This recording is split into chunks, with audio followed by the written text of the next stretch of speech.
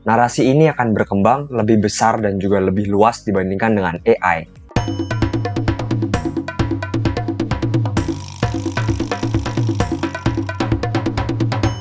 Halo semua, selamat datang di channel Pacai Crypto. Hari ini kita akan membahas narasi Decentralized Science. Bagi saya ini merupakan narasi yang sangat murah sekali, undervalue sekali, market cap total hanya sekitar 600 juta dolar saja. Ini termasuk narasi mikro, padahal bagi saya potensinya sangat luar biasa sekali. Mari kita mulai membahas narasinya. Yang pertama, narasi ini terkait dengan apa? Sebetulnya urgensinya mirip seperti AI, di mana jikalau ada suatu pihak yang mengontrol sains, perkembangan sains dan sebagainya, akan menjadi malapetaka besar kawan-kawan. Jadi lebih baik untuk didesentralisasi, sama seperti AI. Berikutnya jikalau kalian cek, ruang lingkup narasinya seperti apa, walaupun sains itu luas, ada fisika, ada biologi dan juga kimia, tapi narasi ini kalau saya lihat lebih banyak yang berfokus ke biologi, terutama terkait dengan kesehatan ataupun teknologi medis, kawan-kawan. Oke, kita akan membahas apa yang akan men-trigger narasi ini. Yang pertama adalah gimana big money sudah mulai masuk ke dalam decentralized science, di mana CZ, berikutnya Binance, sudah mulai berbicara juga terkait hal ini. Berikutnya ada banyak orang besar seperti Sam Altman, di mana CEO dari OpenAI, berikutnya Jeff Bezos, Mark Zuckerberg, dan sebagainya. Mereka semua sekarang sedang berfokus untuk apa? Untuk riset longevity, ataupun mereka ingin manusia hidup abadi. Bahasa anehnya seperti itu. Tapi ini merupakan riset yang sedang sangat panas sekali sekarang, longevity riset, di mana kita ingin melawan aging, ataupun anti-aging, tapi dari segi yang lebih fundamental lagi, ataupun dari segi sel, kawan-kawan. Jadi saya rasa sudah ada banyak pengusaha-pengusaha besar yang mulai masuk ke longevity, ataupun kehidupan yang lebih panjang. Berikutnya kawan-kawan, sekarang sudah ada banyak sekali orang yang sangat sadar terkait kesehatan. Dan ini jika saya lihat trennya, sangat menaik dengan signifikan sekali kawan-kawan. Dengan adanya Huberman, berikutnya ada Brian Johnson dan sebagainya, banyak sekali orang yang sekarang lebih aware terkait kesehatan mereka, lebih senang makan makanan sehat, organik dan sebagainya. Dan dengan adanya Brian Johnson kawan-kawan, dia telah menemukan protokol untuk anti-aging ataupun bahkan reward aging, ataupun kita bisa mengembalikan umur kita menjadi lebih muda. Bagi saya narasi-narasi seperti ini nantinya akan menjadi suatu trigger yang panas sekali untuk decentralized science, terutama longevity kawan-kawan, ataupun hidup yang lebih panjang lagi. Nah berikutnya, inilah trigger narasi yang sesungguhnya yang bagi saya, jikalau ada beberapa berita di sini, kemungkinan nantinya koin-koin decentralized science akan terbang juga. Yang pertama adalah quantum dan juga AI. Quantum komputer dan juga AI akan sangat improve riset di bidang kesehatan, akan sangat meningkatkan, membuat teknologi baru, membuat inovasi baru di bidang kesehatan kawan-kawan. Baik itu protein folding dan sebagainya, penemuan obat baru dan sebagainya. Ada banyak sekali peluang yang dapat diciptakan dengan quantum computing untuk solve masalah kesehatan misalnya, ataupun AI untuk solve masalah kesehatan juga. Berikutnya, jikalau ada pandemi baru, saya rasa narasi decentralized science akan langsung terbang jikalau kita memiliki pandemi baru. Berikutnya adalah penemuan obat baru. Obat Alzheimer, obat kanker, dan sebagainya jikalau ditemukan, saya rasa narasi ini akan tertrigger kawan-kawan. Apalagi yang sangat game changing. Berikutnya, misalnya anti-aging juga sangat hot sekali. Mungkin decentralized science ini jikalau saya cek, landscape-nya banyak sekali yang fokusnya ke anti-aging ini. Tapi bedanya ini bukanlah skincare atau gimana, ini anti-aging dalam segi sel kawan-kawan. Terutama kesehatan mitokondria. Berikutnya kita cek di sini, otak. Otak ini merupakan organ yang paling misterius, terutama terkait kecerdasan, kesadaran sebagai manusia dan sebagainya. Dan jikalau nanti sudah di-unlock untuk otak ini lebih jelas lagi, saya rasa ini akan menjadi pijakan besar bagi umat manusia.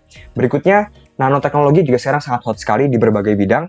Salah satunya adalah di teknologi kesehatan juga kawan-kawan, di mana nantinya akan muncul obat baru yang sangat efektif. Saya rasa beberapa hal ini akan men-trigger narasi decentralized science untuk memanas dan juga sangat besar sekali kawan-kawan. Berikutnya, ini merupakan beberapa kandidat saya dalam narasi decentralized science. Saya sudah melihat sebagian, dan juga menurut saya ada banyak yang sebetulnya tidak memiliki produk, ataupun hanya ikut-ikutan naratif. Tapi saya tidak peduli lagi, karena kita akan mencoba menggunakan pendekatan left curve kawan-kawan. Berikutnya untuk kriterianya ada beberapa. Yang pertama adalah, apakah koin ini satu tema saja, ataupun dia banyak tema, ataupun dia tidak hanya satu tema khusus, ibaratnya satu aplikasi khusus. Apakah dia banyak tema, atau infrastruktur yang general. Berikutnya, apakah produk ini left curve, ataupun mudah dipahami oleh pemula. Bahasa singkatnya seperti itu. Kalau iya, saya akan suka sekali. Koin-koin left curve ini akan mendatangkan cult ataupun orang-orang yang fanatik terkait koin tersebut. Itu merupakan hal yang sangat baik sekali untuk komunitas. Berikutnya, big partnership. Apakah beberapa token ini memiliki kerjasama besar dengan proyek nyata di dunia nyata dan sebagainya. Berikutnya AI. Ini merupakan niche yang hampir semua DeFi, semua apapun, narasi apapun, jikalau terintegrasi dengan AI, mereka akan mendapatkan nilai plus kawan-kawan. Ini merupakan nilai plus bagi saya. Berikutnya, kita akan bahas per project. Yang pertama, Data Lake Token. Bagi saya ini merupakan blue chip dari Decentralized Science. Mengapa? Karena dia merupakan infrastruktur yang cukup general. Berikutnya, ini sangat mudah left curve. Mungkin jikalau saya ingin membandingkan, Data Lake ini mirip seperti Tau dalam AI, tapi Data Lake ini adalah Tau dalam kesehatan kawan-kawan. Dia akan mengumpulkan data, berikutnya mengkoleksi data, dan juga memproses data dan sebagainya secara terdesentralisasi. Intinya, ini cukup general sekali dan ini cukup safe bet, ada banyak kerjasama besar, jadi saya rasa ini merupakan blue chip bagi saya. Berikutnya RSC, ini juga blue chip sekali bagi saya, di mana Brian Armstrong, pendiri dari Coinbase, juga sering upload di RSC ini. RSC ini adalah platform riset yang terdesentralisasi. Kalian dapat membaca jurnal di sana, berikutnya kalian dapat menulis jurnal dan juga menguploadnya di sana dan mendapatkan insentif berupa koin. Berikutnya jika kita membaca jurnal juga mendapatkan koin dan sebagainya. Jadi saya rasa ini sangat blue chip sekali, Data Lake dan juga RSC. Dan jika kalian cek, ini merupakan koin yang paling hot, yang paling besar volumenya dan sebagainya. Dan ini cukup left curve juga kawan-kawan bagi saya, karena secara price action sangat kuat sekali. Berikutnya ada Axon DAO. Axon DAO ini belakangan ini baru viral, karena dia ikut acaranya Nvidia. Dia memiliki partnership besar, tapi bagi saya ini kurang left curve ya, karena ini hanyalah sebuah DAO. Sebetulnya penting sekali DAO dalam sebuah decentralized science, terutama dalam bidang funding ya. Karena riset sangat membutuhkan funding, tapi bagi saya ini kurang left curve kawan-kawannya. Walaupun dia memiliki kerjasama besar dengan Nvidia dan sebagainya. Dan dia merupakan multi tema juga, ada banyak tema, tidak hanya satu tema spesifik, karena dia DAO kawan-kawan. Dia bisa memilih koin mana, project mana, tema mana yang dia pilih. Berikutnya ada Genomes DAO. Ini cukup unik bagi saya kawan-kawan. Sebetulnya ini merupakan proyek yang sangat left curve bagi saya, karena kita dapat submit ataupun mengumpulkan DNA kita menggunakan Genomes DAO ini kawan-kawan. Jadi ini cukup menarik sekali, kita dapat sharing data DNA ataupun gen kita kepada Genomes DAO ini, dan ini bersifat terdesentralisasi dan juga privacy, tidak seperti kebanyakan perusahaan lainnya. Dan sudah ada beberapa bot untuk kita submit DNA dan juga gen kita kawan-kawan. Ini sangat menarik sekali bagi saya. Nantinya gen kita akan digunakan untuk berbagai macam aplikasi yang safe dan juga terdesentralisasi, tidak semena-mena. Ini menarik sekali karena bagi saya ini merupakan project yang left curve. Akan ada banyak cult pada project ini, walaupun dia hanya satu tema khusus kawan-kawan, yaitu adalah Jin. Berikutnya ada AIMX kawan-kawan, ini cukup unik sekali. Project ini adalah project gaming metaverse, dan metaverse-nya akan digunakan untuk dokter mempelajari praktek, misalnya belajar praktek dan sebagainya. Jadi saya rasa ini juga pilihan yang cukup aneh, tapi menarik karena tidak memiliki pesaing. Dan dia terintegrasi dengan AI, tapi sayang hanya satu tema khusus bagi saya.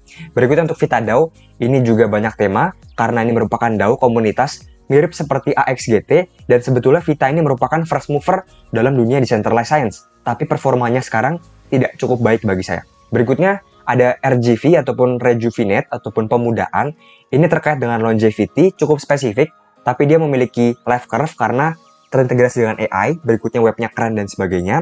RJV akan menjadi platform personalisasi data-data medis kita, berikutnya mengolahnya menggunakan AI dan sebagainya. Bagi saya ini cukup aneh sebetulnya, tapi justru ini bagus banget untuk left curve ya. Berikutnya ada Hippo, bagi saya ini kurang left curve ataupun ini sulit dipahami projectnya.